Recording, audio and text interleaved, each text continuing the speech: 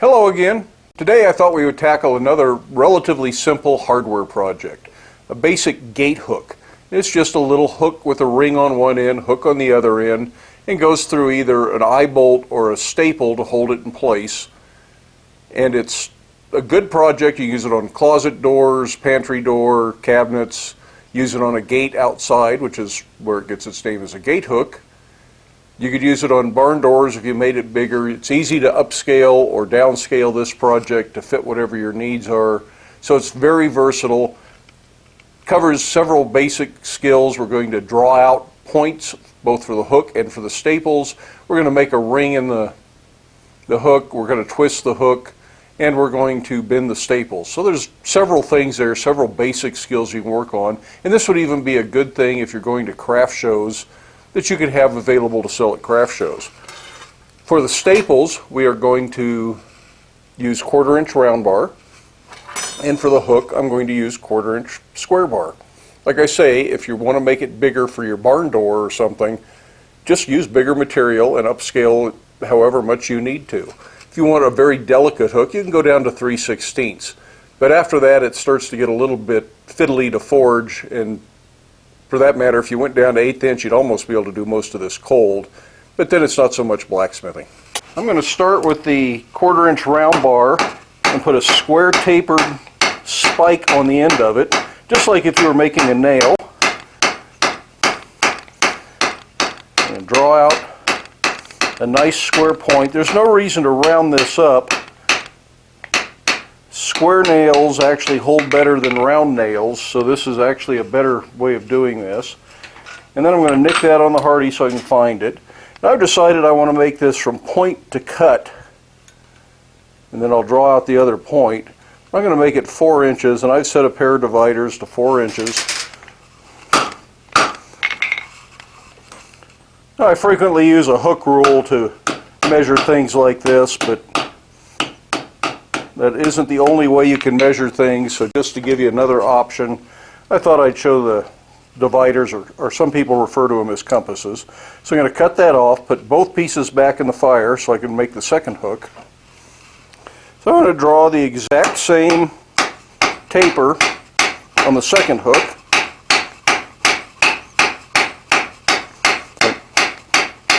Or excuse me, on the second end of the first hook. Notice I turn my tongs 90 degrees each time to try and keep it square. I only change that if I need to correct a problem. So I want that to be fairly symmetrical. It looks pretty good.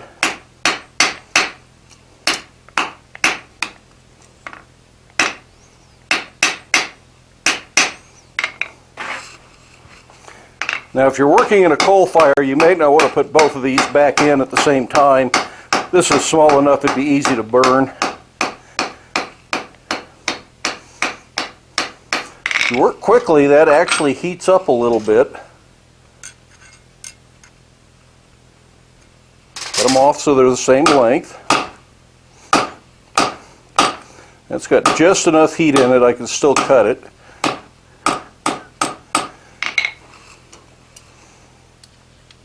And then that goes back in the fire, and we're done with the 1/4-inch round bar. We'll just point this end. Even though that's out of my way, I should get the hardy out of the anvil. Now, this isn't long enough for me to go to the edge of the anvil, so I have to be careful not to... Over here, I'm not going to hit the anvil, but because my tongs are in the way, I have to worry about that a little bit more. So let's see if both staple pieces end up the same. They're pretty much exactly the same. It's not going to hurt if they vary a little bit. Let's bend those into a U shape. This is just a matter of trying to bend a nice even shape. Now you notice they're off, so I'm going to need to correct that. That first one I didn't bend far enough. Let's see if I got enough on this one.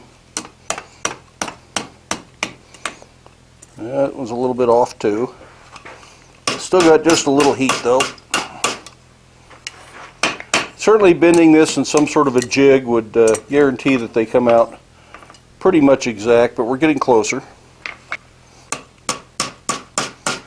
So we just bend that around just a little bit more, and pretty soon we come up with a hook that's, or a staple that's fairly symmetrical.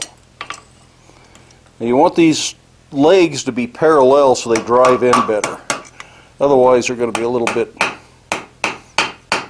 wonky as you drive them in.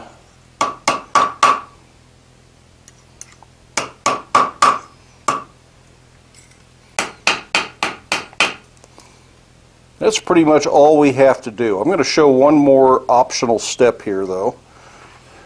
The tool that's really handy for straightening out forked items like this is a little anvil saddle. This one's just fabricated. Now these are still further off than I want them, so I'm going to take them back to the horn and try one more time to make an adjustment there.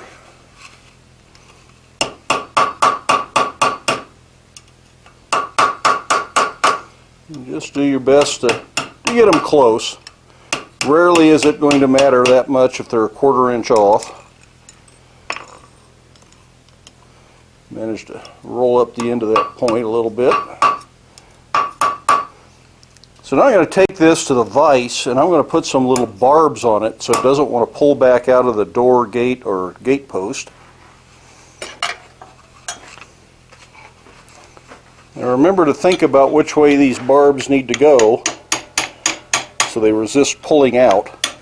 And they don't need to be real heavy, nor do you need a whole lot of them. Just a few little nicks in there that are going the direction that it wants to pull out so that it hangs up. And you can do some of this cold. It's nice to do it all hot, but it cools off so fast you'd be heating it for every single barb separately.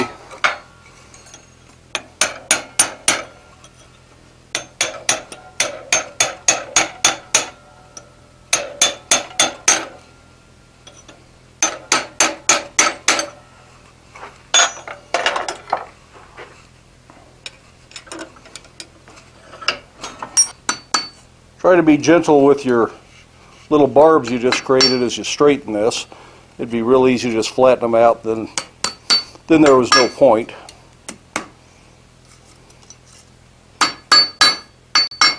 So I try to hammer in the areas where the barbs are not on the staple. But do you really need those barbs? This isn't a high security thing. The odds of it coming out are fairly slim under normal use, so you really don't need it. And if you make your spike portion of the staple longer and fairly thin on the end, you can push it all the way through the door, clinch it on the back side, and it's even more secure than the barbs.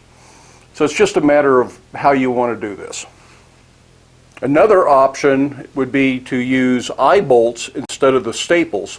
And you can just buy hardware store eye bolts that are already threaded with wood screw threads, soak them in white vinegar or a weak acid solution, get all the zinc plating off of them. If you can find them unplated, you're ahead of the game, but they're hard to find unplated.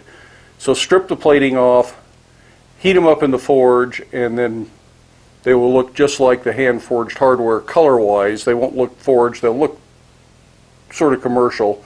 But this way you can have a wood screw instead of something you have to hammer in, if that's better for your project.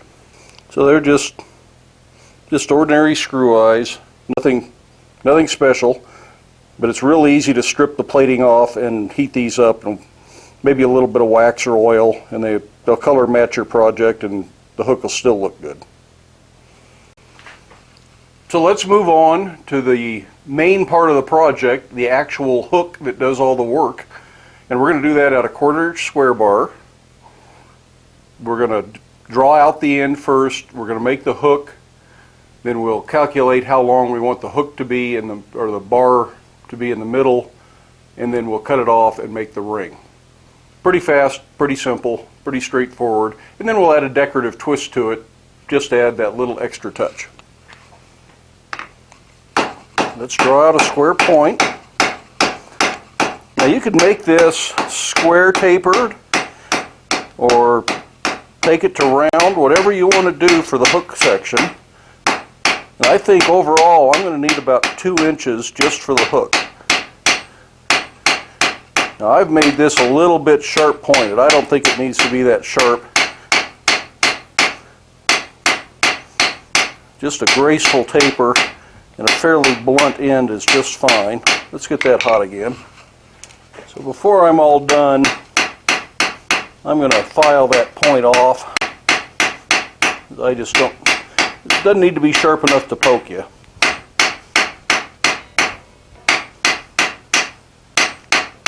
So I'm going to probably cut about that much of this off. So I want about 2 inches from here to here, and I'm pretty close to that.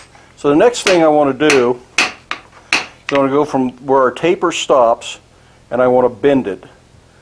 And it's going to be a 90-degree bend, but not an upset corner, and then we'll bend it back up on itself. And that'll make more sense as we do it. If you want a round profile hook here, now's the time to round it before you bend it. I'm going to bend that 90 degrees. Make a fairly crisp corner. Like I say, it doesn't have to be an upset 90. Just a nice corner. And then we're going to come back about, a half inch or so and bend that. I'm just getting a line up there so I know where I want to bend it, and then we will take that to the horn and bend the rest of our hook. I went ahead and cooled off my first bend so I don't straighten it out while I do this bend. And that helps you quite a bit.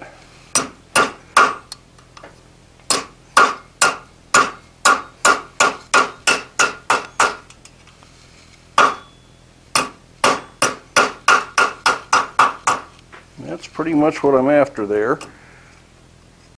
I like to put just a little offset there. I think it just looks better. And like I said, I'm going to file the last 1/4 inch or so of that off. But that's really all we need for the hook end.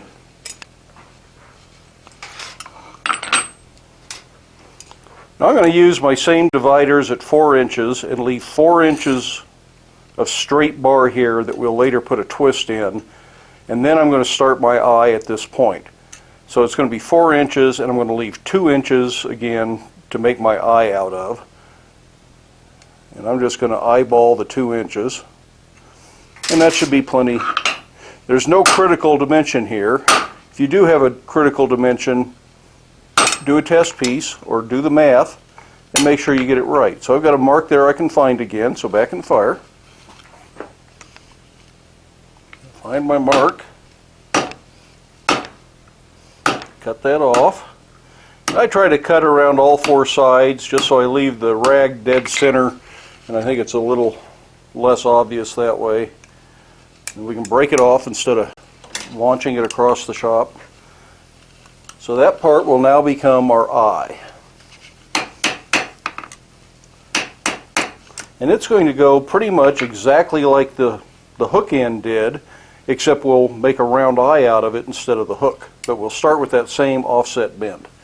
So just like we did with the hook, I'm going to set off about 2 inches, and just eyeballing it's okay unless it's just absolutely critical. And I'm going to put a bend about like that in it.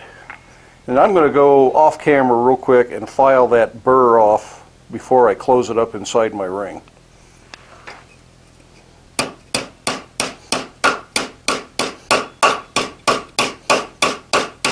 I'm just going to bend that eye around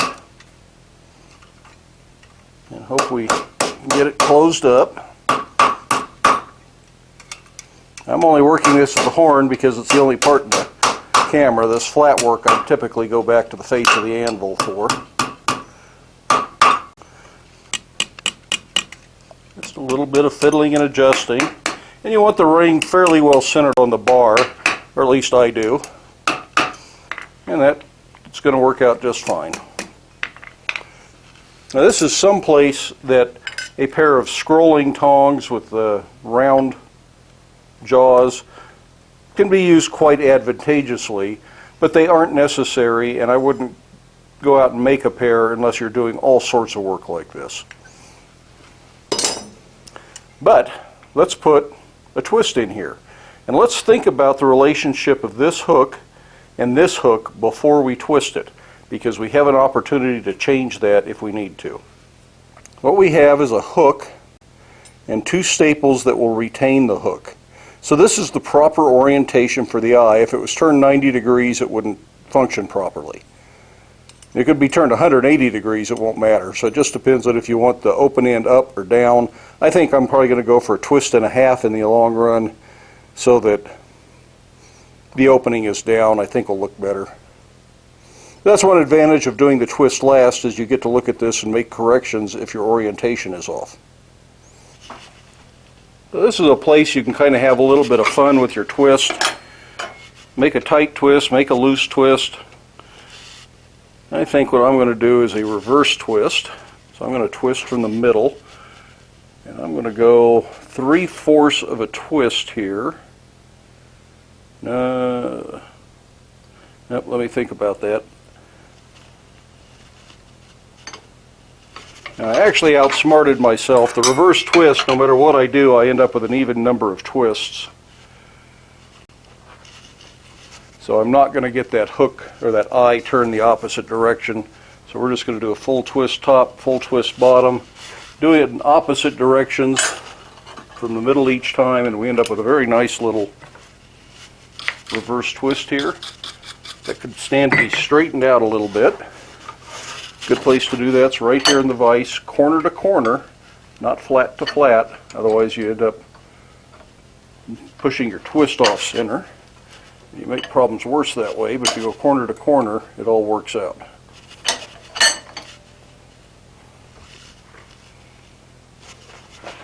So I'm going to take one last low heat, just give it a nice wire brushing.